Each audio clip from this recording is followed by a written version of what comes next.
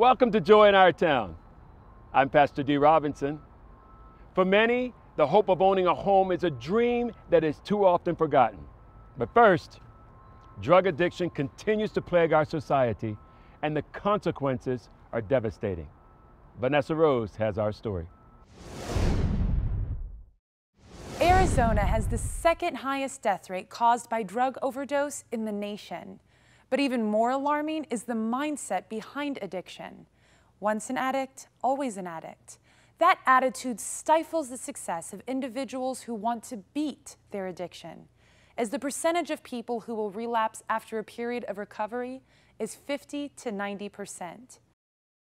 I never would have thought that dying would give me a purpose in life. Partying, smoking weed, taking pills, heroin, I overdosed. I guess through that death, I realized that I really did have things to live for. It's funny that in high school I used to make fun of junkies, and I turned out to be one. When you smoke marijuana, they say it's a gateway drug.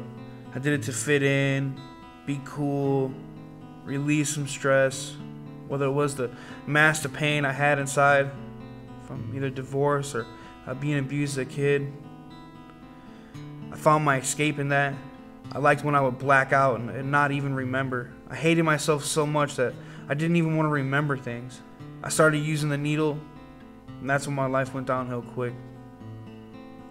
I would use about $200 a day worth of heroin. I had to use it or I'd get sick. When I say sick, I mean like the worst flu you've ever had, times 10 with no sleep and anxiety.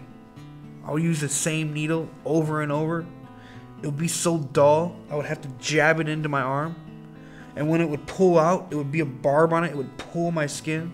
I had to have it. It wasn't about being high. It was about not being sick. What does addiction look like? Well, addiction in the United States, as the studies say, are affecting some 23.5 million Americans. That's 1 in 10 people, every person, 1 in 10 or over the age of 10. And one of the studies has said that 80% of all offenses that lead to incarceration are due to drug and alcohol addiction at some level. And, you know, I see that. I know. I don't need to read the studies. In our society, we've labeled addiction in some types of addictions as a disease. And that classification would lead someone to believe that once you're an addict, you're always an addict. And, you know, I want to say that's not true. That is not true. As people come in to the program, destitute and losing, I guess you could say, hopeless, many of which don't care or don't really care if they live another day. That's what the addiction had brought them to. I lost my son when he was 18 to drug and alcohol addiction. And instead of hiding out and hiding my head in the sand, I guess, I decided to do something about it. And it's my hope and desire that no other mom or dad, in my case, brother, sister, uncle, cousin, family member, has to lose another family member because of drug and alcohol addiction. When you struggle with addiction and you're a woman, very often we find prostitution involved. 98 to 99% of the women who come into our center have experienced sexual abuse, domestic violence, or both. When they start telling their stories and you find out that they're cutting or they're struggling with anorexia or bulimia, we address all those issues along with the abuse. About 50% of the women that come in our program are women with their children. The other 50% are single women or women who are fighting to get custody back of their kids or do not have their kids with them. We're not the first place a young lady comes to. We're kind of a last resort. Coming up, God just completely changed my life, gave me a hope and a future. people are finding hope and experiencing a life of freedom from addiction. More when we return. Oh, hey, bud. Oh. Where are you headed? Just gonna hang out. It's a school night. With Gary and Todd? Yeah. Not sure about those two. I've been meaning to ask you. This is tougher than I thought. Is there any drinking going on in this crowd? No. I hope not, because alcohol can lead you to say things and do things that you really wish you hadn't. Isn't this what you're supposed to say? I know.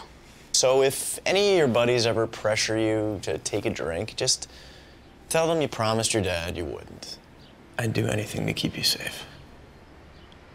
Okay, I will. I hope this is working. I promise. Love you too, Dad. They really do hear you. Ryan. Yeah? So start the conversation even before they're teenagers. Good idea.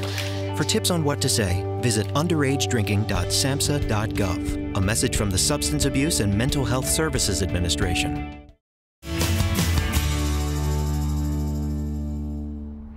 Teen Challenge introduces people to Christ, and as a result, they're being set free from addiction. Returning to our story, here's Vanessa Rose. Substance abuse is a problem facing our community, but Teen Challenge is doing something about it, loving individuals struggling with addiction back to life. Jesus enters the district of Caesarea Philippi, and Jesus begins to inquire of his disciples. And he asked them this question. He said, "Who do people say that I am?" And they said, some say John the Baptist. Others, they think that you're Elijah. And he said, still some others think that you're John the Baptist reincarnated. But then in verse 15, Jesus gets real with his disciples, and he asked them this question, the very same question that he's asking us this morning. Who do you say that I am? Who do you say that Jesus is? Because what we believe about Jesus is going to determine what we receive from him.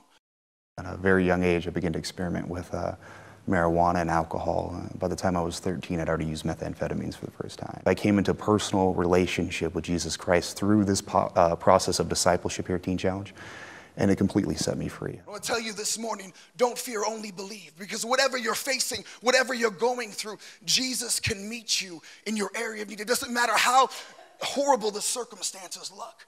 His hand is not too short to deliver. His hand is not too short to save and bring breakthrough in your circumstance, in your situation. I believe that identity is the foundation of who we are as people of God. And a lot of times addictions are basically us trying to find our identity. And I find that Christ's identity is where we find solace. It's where we become, where God remembers us. He puts us back together. And so I feel, in my experience at Teen Challenge now, is that identity is one of the most crucial components of discipleship, of becoming Christ-like. And so we really believe that helping them connect to the Father's heart, especially in this culture where father is a bad word. We live in the largest fatherless generation in the history of the world. And so how do we connect those dots? How do we make that, how do we take what maybe had been painful for someone and make it a blessing? How do we do that? And so we really believe that Jesus is the recipe for success. And so we try to reconnect them to that and introduce them to that identity and to help them identify with Christ in them. And they're not their sin. They're not their past. They're not their failures. They're not their drug addiction. They don't have to say, I'm an addict anymore. They can say, I'm a child of the Most High God. They don't have to say, I'm a loser. I don't have to identify with that anymore. I can identify with what He has said about me. And that, I feel, really speaks to what we really do at Teen Challenge. The difference we've described as the Jesus factor.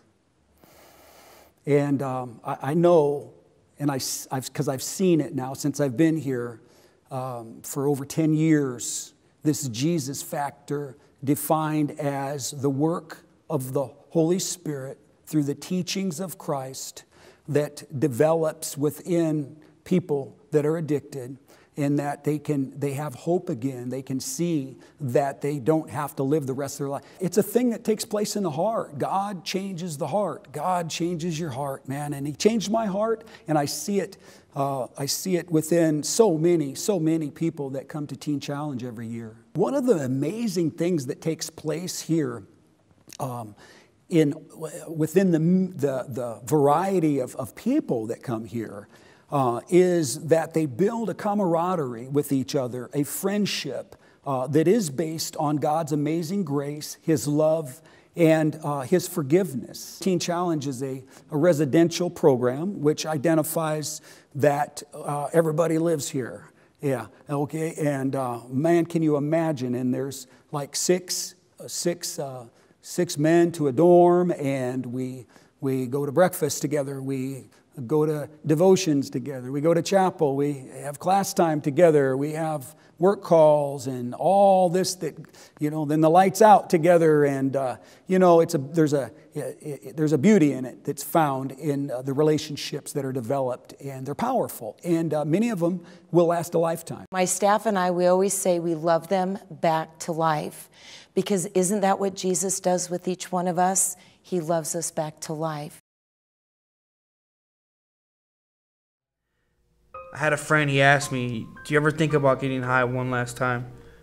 I never would have thought it could actually be my last time. I got one bag of heroin, one $10 bag. I did a quarter of it. $2.50 worth of heroin. In the front seat of my dad's truck with my two buddies and his little girl. I started turning blue, not breathing. My buddy started doing mouth-to-mouth resuscitation on me. Had to bring me back to life. What's sad to me